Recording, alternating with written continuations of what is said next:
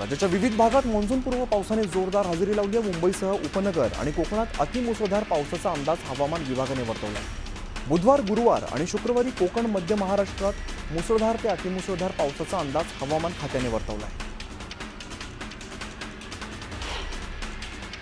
महाराष्ट्र आणि गोव्याजवळ अरबी समुद्रात 21 मे पासून कमी दाबाचा पट्टा तयार होण्याचा अंदाज हवामान विभागाने वर्तवला आहे.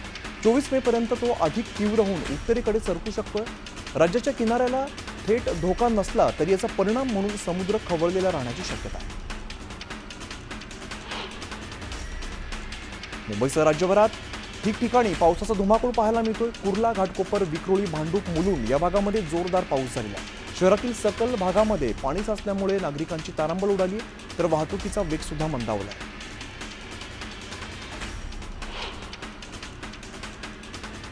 बोरिवली, दहिसर, कांदिवली, मालाड, गोरेगाव आणि अंधेरीत सुद्धा पावसाच्या सरी बरसलेल्या. सोसाट्याच्या वाऱ्यासह पावसाने हजेरी लावली, त्यामुळे नागरिकांची तारांबळ उडाली.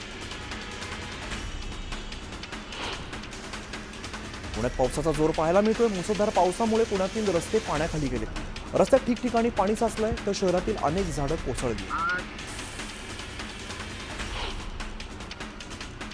पुण्यातील कात्रजमध्ये मान्सूनपूर्व पावसाचा जोर पाहायला मिळतोय. मुसळधार पावसामुळे कात्रजमधील रस्ते पाण्याखाली गेले.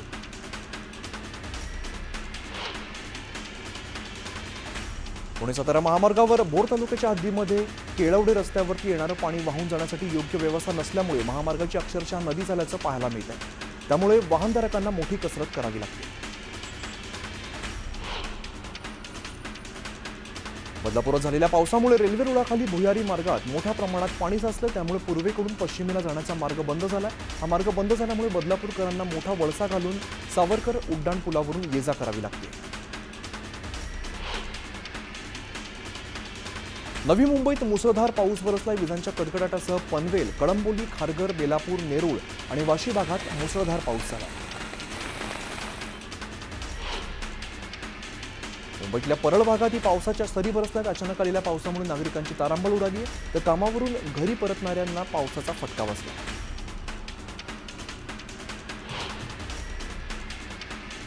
भिवंडीतही मेघगर्जनेसह मुसळधार पाऊस बरसलाय. मान्सूनपूर्व पावसाने भिवंडीकरांची चांगलीच तारांबळ उडाली आहे. तर वीज पुरवठा खंडित झाल्यामुळे लग्न समारंभांच्या कार्यक्रमात अडथळा निर्माण झाला. लोणावळ्याला अवकाळी पावसानं चांगलंच झोडपलंय. अचानक आलेल्या मुसळधार पावसामुळे बाजारपेठेत नागरिकांची चांगलीच धांदल उडाली. काही ठिकाणी झाडं पडली आहेत, तर गेल्या 2 ते 3 दिवसांपासून थंड हवेचं प्रसिद्ध ठिकाण म्हणून लोणावळ्यामध्ये प्रचंड उकाडा जाणवत होता. मात्र आज मान्सूनपूर्व पावसामुळे नागरिकांना दिलासा मिळाला. पुणे जिल्ह्याच्या आंबेगाव तालुक्यातही जोरदार मान्सूनपूर्व पाऊस बरसलेला आहे. मान्सूनपूर्व पावसाने पुणे नाशिक महामार्गावर पाणीच पाणी झालेलं आहे, तर महामार्गाच्या बाजूला असलेल्या घरातही पावसाचं पाणी शिरलं. पावसामुळे पुणे विमानतळासह नवीन टर्मिनलवर गळती झालेली आहे, तर पुणे विमानतळावर मोठ्या प्रमाणात पाणी साचलंय. दरम्यान पुणे जिल्ह्याला आज आणि उद्या ऑरेंज अलर्ट देण्यात आला. पुण्यात झालेल्या मुसळधार पावसात होर्डिंग कोसळलंय. या होर्डिंगखाली 7 ते 8 दुचाकी अडकलेल्या आहेत. पुणे अहिल्यानगर मार्गावरती वाघोली जवळच्या सणसवाडी या ठिकाणी होर्डिंग कोसळलंय. सातारा जिल्ह्याला अवकाळी पावसानं झोडपलंय. पावसामुळे रस्त्यावरती पाणी साचल्यामुळे वाहन चालकांना मोठी कसरत करावी लागते. पंढरपूरच्या करमाळा तालुक्यातील जेऊड गावात वादळी वाऱ्यासह जोरदार पाऊस झाला. अचानक आलेल्या पावसामुळे नागरिकांची तारांबळ उडाली. रस्त्यावरती पाणी साचल्यामुळे रस्त्यांना नदीचं स्वरूप आलं.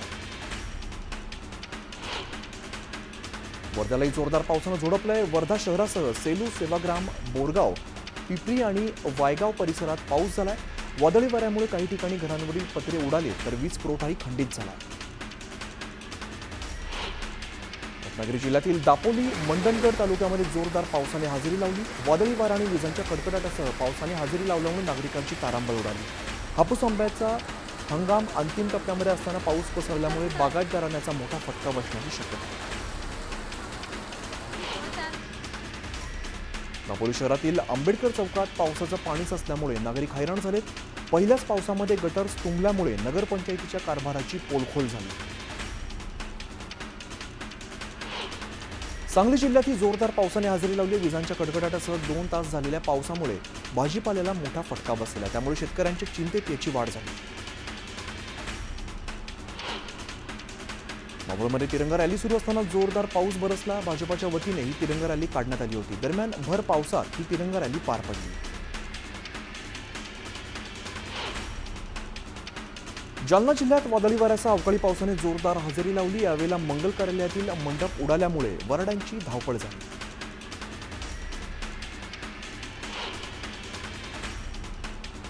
धाराशिवमध्ये झालेल्या अवकाळी पावसाने भूम परांडा तालुक्याला मोठा फटका बसलाय. गेल्या 15 दिवसात झालेल्या अवकाळी पावसामुळे फळबागांचं मोठं नुकसान झालंय, तर एका व्यक्तीचा आणि 18 जनावरांचा मृत्यू झाला. रत्नागिरीच्या चिपळूणमध्ये अवकाळी पावसाने जोरदार हजेरी लावली. मुसळधार पावसामुळे अनेक ठिकाणी पाणी साचलं. सोसाट्याच्या वाऱ्यासह सिंधुदुर्ग जिल्ह्यात जोरदार पाऊस बरसला. सावंतवाडी शहराला पावसानं झोडपल्यामुळे नागरिकांची एकच तारांबळ उडाली. छत्रपती संभाजीनगरच्या कन्नड तालुक्यातील नाचनवेल परिसरात वादळी वाऱ्यासह पाऊस झाला. वादळी वाऱ्यामुळे ठिकठिकाणी झाडं उन्मळून पडल्यामुळे वाहतुकीवर याचा परिणाम झाला. वाशिमच्या रिसोड तालुक्यातील किनखेडा, लिंगापेन, शेलगाव आणि इतर गावांमध्ये पाऊस बरसलाय, तर वादळी वाऱ्यामुळे 21 गावांचा वीज पुरवठा खंडित झाला. चांदवडमध्ये अवकाळी पावसानं जोरदार हजेरी लावली. जोरदार पावसामुळे शेती पिकांचं मोठं नुकसान झालंय, त्यामुळे शेतकरी पुन्हा एकदा चिंतेत सापडला. सोलापूर शहरात सलग दुसऱ्या दिवशी पावसाने हजेरी लावली आहे. हवामान विभागाने सोलापूरला ऑरेंज अलर्ट दिला, त्यामुळे बागायतदार शेतकरी चिंतेत सापडला. अहिल्यानगर जिल्ह्यातील राहता तालुक्यात वादळी वाऱ्यासह झालेल्या पावसामुळे झाडं आणि विजेचे खांब उन्मळून पडलेले आहेत. 15 ट्रान्सफॉर्मर बंद पडल्यामुळे वीज पुरवठा खंडित झाल्यामुळे नागरिकांची मोठी गैरसोय झाली. मनमाड शहरात अवकाळी पावसाने जोरदार हजेरी लावली. पावसामुळे रस्त्यांना नदीचं स्वरूप आलं, जनजीवन विस्कळीत झालंय. दरम्यान वीज पुरवठा खंडित झाल्यामुळे नागरिक हैराण झाले. बलूच लिबरेशन आर्मीने पाकिस्तानच्या लष्करी वाहनांवरती जोरदार हल्ला चढवला. आयईडी हल्ल्यामध्ये वाहनांचं मोठ्या प्रमाणात नुकसान झालंय, तर पाकचे सैनिक यामध्ये जखमी झाल्याचं बोललं जात आहे. दरम्यान बलूच आर्मीकडून या संदर्भातला व्हिडिओ जारी करण्यात आला. पाकिस्तानचं तुर्की आणि अझरबैजानची भारत आर्थिक कोंडी करणाऱ्या कृषीमाल आयात निर्यात करण्यासाठी लागणाऱ्या पॅकेजिंग इंडस्ट्रीवर बहिष्कार घालण्याचा निर्णय महाराष्ट्र चेंबर ऑफ कॉमर्सनं घेतला. ओडिशाची युट्यूबर प्रियंका सेनापतीचे 3 हॉटेल आहेत आणि या हॉटेलचीही पोलिसांकडून कसून चौकशी करण्यात येते. प्रियंका सेनापतीचे वडील हे सर्व हॉटेल चालवत होते. पारिजात रेस्टॉरंट, न्यू पारिजात हॉटेल आणि पारिजात लॉज अशी या हॉटेल्सची नावं आहेत. ज्योती मल्होत्राबाबत आणखीन एक धक्कादायक खुलासा समोर आला. ज्योती बांगलादेशला जाण्याच्या तयारीत असल्याची माहिती समोर येते. एनआयच्या हाती ज्योतीचा व्हिसा लागलेला असून एनआयकडून ज्योतीची कसून चौकशी सुरू आहे. पाकिस्तान हाय कमिशनसाठी काम करणारा दानिश घुसखोरीसाठी सुद्धा प्रयत्न करत असल्याचं उघड झालंय. लोकांचे व्हिसा क्लिअर करण्यासाठी पैशांची मागणी दानिश करायचा अशी धक्कादायक माहिती तपास यंत्रणांनी सूत्रांना दिली. पाकिस्तानला आम्ही घरात घुसून धडा शिकवला. दहशतवाद संपवण्यासाठी भारतीय लष्कर सक्षम आहे, त्यामुळे नवा भारत आता थेट प्रत्युत्तर देतो असं म्हणत योगी आदित्यनाथ यांनी पाकिस्तानला थेट इशारा दिला.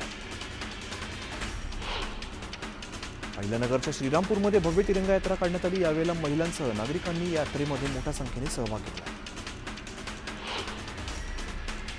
मावळ तालुक्यात तिरंगा रॅली काढण्यात आली. यावेळेला रॅलीत मोठ्या संख्येने नागरिकांनी सहभाग घेतला, सैनिकांना अभिवादन केलं. भुजबळांनी मंत्रिपदाची शपथ घेतल्याने आता नाशिकच्या पालकमंत्री पदाचा तिढा वाढण्याची शक्यता आहे. शिवसेना भाजपामध्ये रस्तिकेत सुरू असताना आता राष्ट्रवादीकडूनही मंत्रिपदावरती दावा होणार असल्याच्या चर्चांना उधाण आलंय. ओबीसींच्या दृष्टिकोनातून छगन भुजबळांना मंत्रिमंडळात स्थान मिळालं ही चांगलीच गोष्ट आहे, मात्र ओबीसी प्रश्नावरती भूमिका घेतली नाही तर गाठ ओबीसी समाजाशी आहे असा थेट इशारा लक्ष्मण हाकेंनी दिला आहे.